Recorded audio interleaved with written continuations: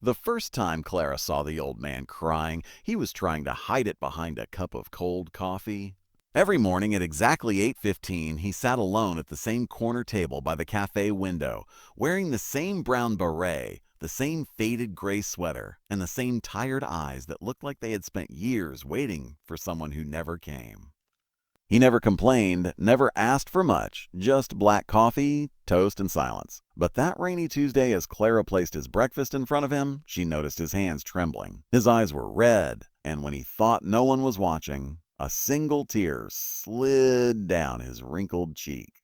That was the moment everything changed. She had no idea that helping him with a simple breakfast every day would pull her into a secret family war, a broken inheritance, and a truth so powerful it would change both of their lives forever. Before we begin, if you believe kindness still matters in this world and that second chances can save lives, take a moment to like this video, comment where you're watching from, share this story with someone who needs hope today, and subscribe to the channel for more emotional and life-changing stories.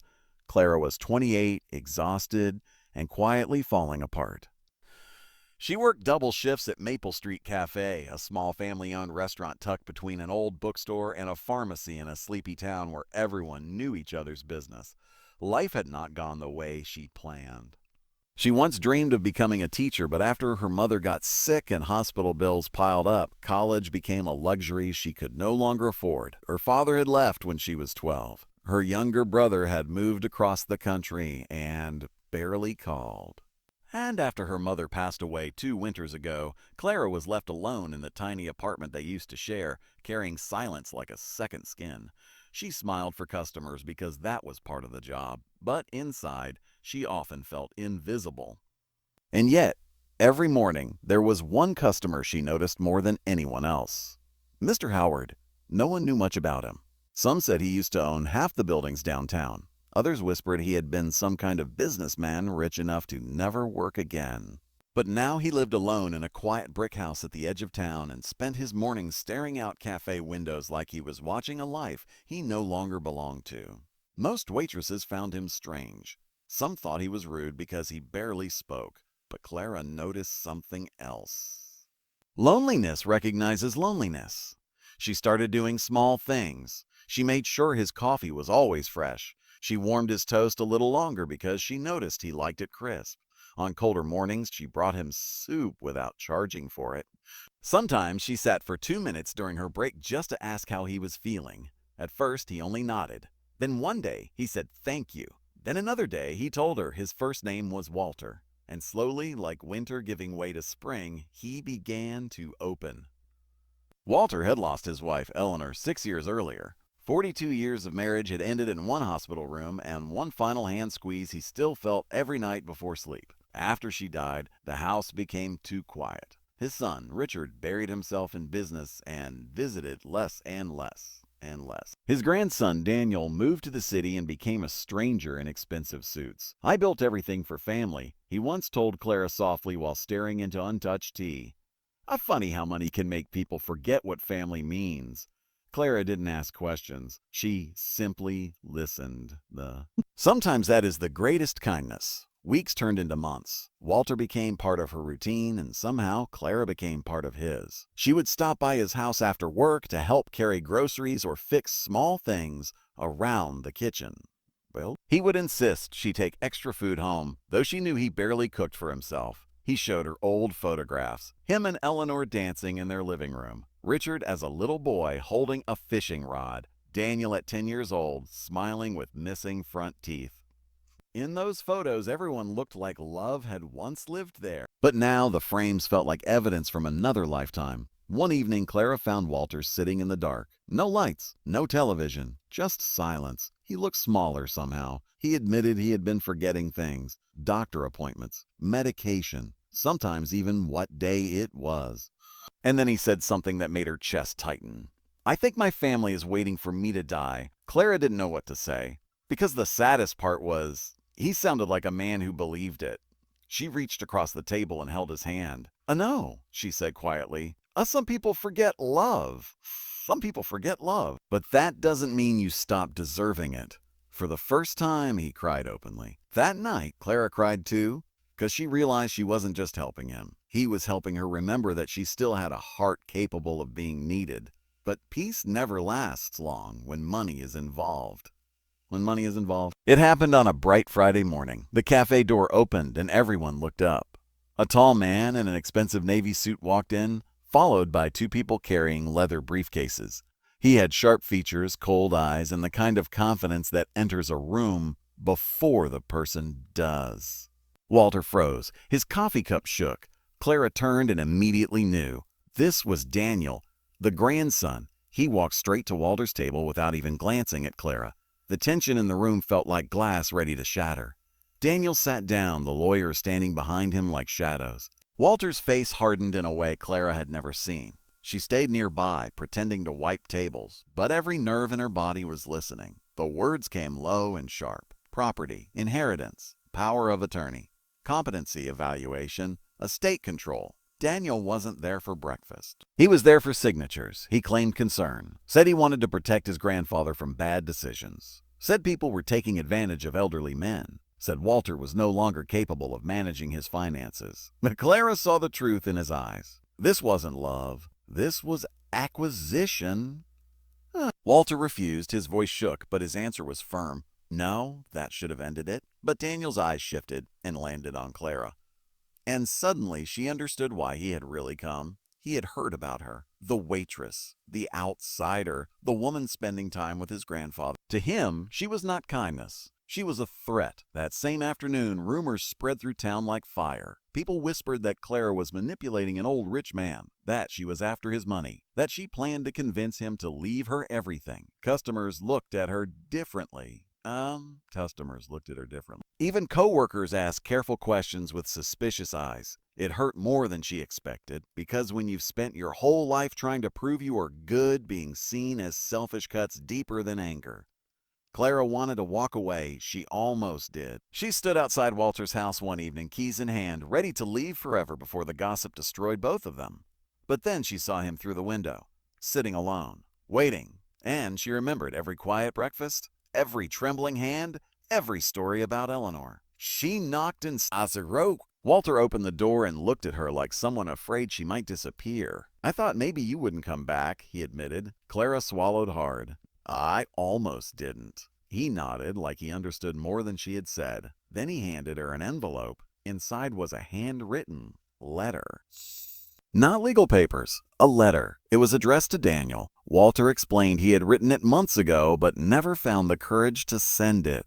It told the truth, how abandoned he had felt, how deeply Richard's death had broken him, how Daniel's distance had hurt more than business losses or age ever could.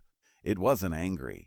It was honest. And at the end, one line stood out. I do not need your money, Daniel. I needed your time. Clara read it with tears in her eyes. Send it, she whispered. Walter looked tired. What if it changes nothing? She smiled sadly. Then at least the truth won't die with you. For 3 days, nothing happened. Then on Monday morning, Daniel came back. But this time he came alone. No lawyers, no suit jacket, no armor. He looked like a man who had not slept. He sat across from Walter in silence for a long time. Clara stayed away this time. Some moments belong only to family. She watched from the counter as the old man and the young man sat facing years of unspoken pain. At first there were tense words, then louder ones, then tears Daniel clearly hated showing, and finally something rarer than apology, understanding. Walter stood slowly. Daniel stood too. And there in the middle of Maple Street Cafe, surrounded by coffee cups and morning sunlight, grandfather and grandson embraced like two people trying to rebuild a bridge before it collapsed forever. Half the cafe cried. Clara did too, because healing is beautiful, especially when it arrives late. Weeks later, Daniel came to see her. He apologized. Not polished, not perfect. Real. He admitted he had believed the worst because wealth had taught him to distrust motives. He had spent so long around people who wanted things that he forgot some people simply wanted to care. He thanked her for staying when leaving would have been easier. And then he told her something unexpected. Walter had changed his will, not to give Clara his fortune, but to establish a scholarship in Eleanor's name for local students who had to abandon education because of family hardship. The first recipient would be Clara. She stared at him, speechless. Tuition, books, living support, enough to return to school. Enough to finally become the teacher she once dreamed of being. She broke down crying right there beside the cafe register. Because sometimes life does not reward kindness with money. Sometimes it gives you your future back. Walter smiled when she told him, yes. I told Eleanor, he said, looking at her with proud eyes, that if I ever met someone with her kind of heart again, I would make sure the world didn't waste it. A year later, Clara stood in front of her first classroom. 23 children. Fresh notebooks, sunlight across wooden desks.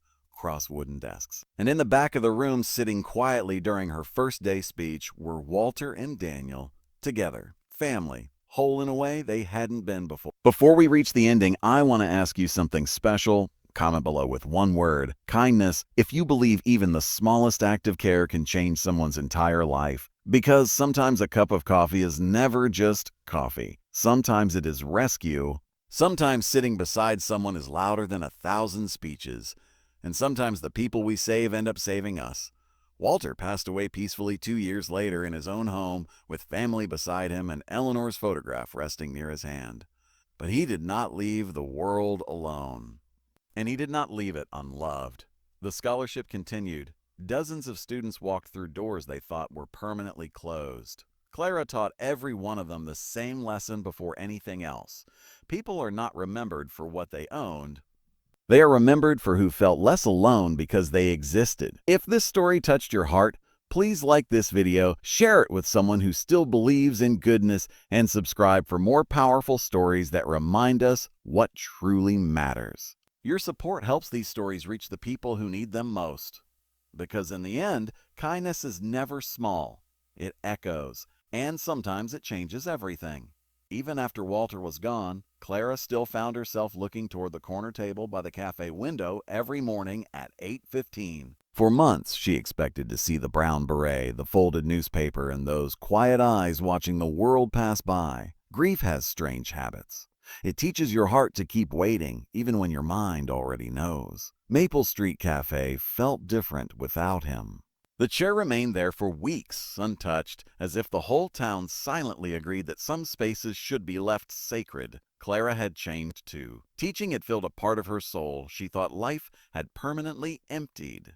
Every morning she stood in front of her students with purpose, and every evening she returned home with stories instead of silence. She still worked part-time at the cafe on weekends, not because she needed to anymore, but because that place had become part of her story. It was where everything began, and every Friday afternoon Daniel came by. At first it was to check on paperwork for the Eleanor Howard Scholarship. Then it became coffee, then conversations, then long walks after closing time where neither of them pretended life had been simple. Daniel was not the cold man who had once entered with lawyers behind him. Grief had softened him. Regret had humbled him.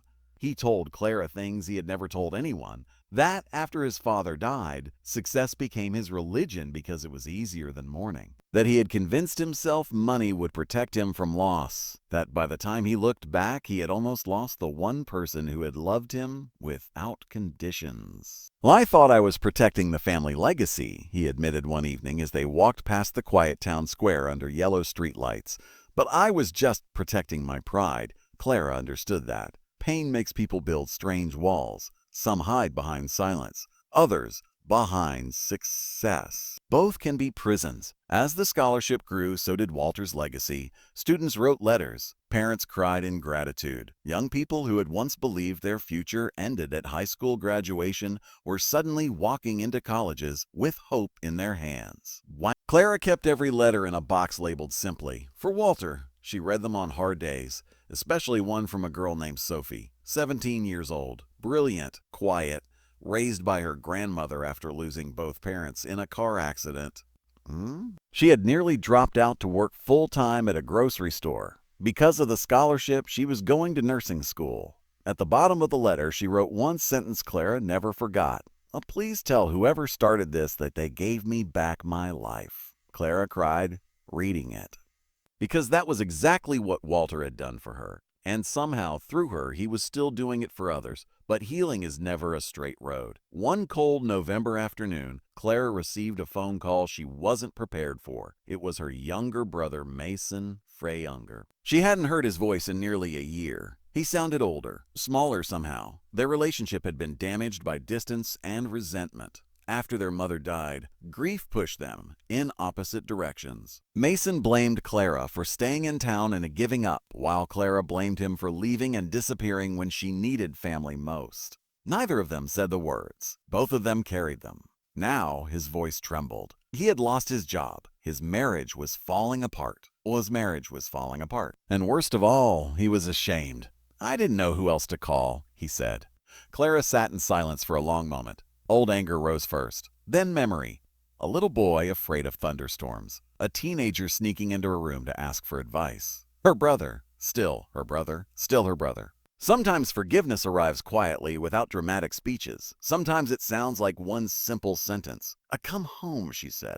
Mason arrived 3 days later with 2 suitcases and eyes full of failure. He looked around their old apartment, the same kitchen table, the same photographs, the same worn-out couch where their mother used to fall asleep watching old movies. And for the first time in years, both of them allowed themselves to grieve honestly, not just for their mother, for lost time.